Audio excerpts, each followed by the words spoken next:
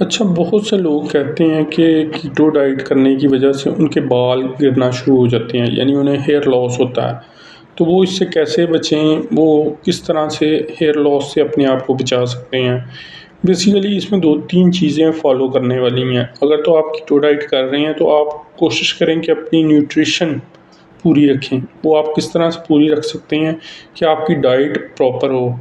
उसमें क्या हो सकता है कि आप ज़िंक, विटामिन D3 और जो ज़रूरी न्यूट्रिएंट्स हैं जैसे मैग्नीशियम, वो अपनी बॉडी में उनकी मकदार को प्रॉपर रखें।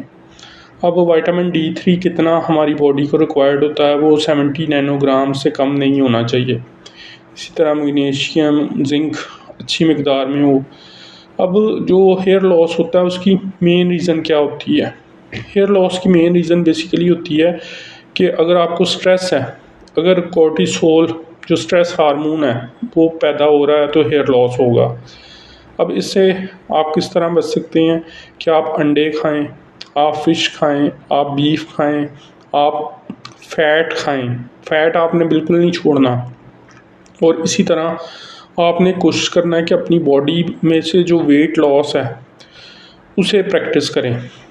लेकिन उसके साथ साथ आपने क्या करना है कि अपने मसल्स को स्ट्रॉन्ग करना है, उन्हें बढ़ाना है, उनको कम नहीं करना। तो इस तरह आप काफ़ी हद तक हेयर लॉस से अपने आप को बचा लेंगे।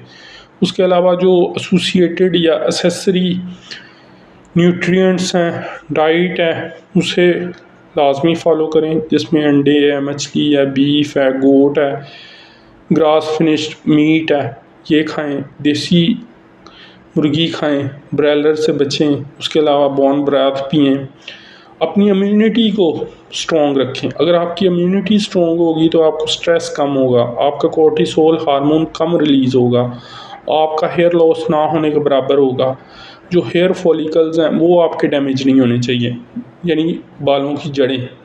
ऊपर से अगर बाल ख़राब हैं तो वो ठीक हो सकते हैं, लेकिन अगर आपकी बालों की जड़ें ख़राब हो गई तो ये आपके लिए बहुत बड़ा मसला है। तो इस तरह बेसिकली आप अपने आप को हेयर लॉस से बचा सकते हैं। इसके अलावा आप मेरे साथ मेडिकल अपॉइंटमेंट भी बुक कर सकते हैं।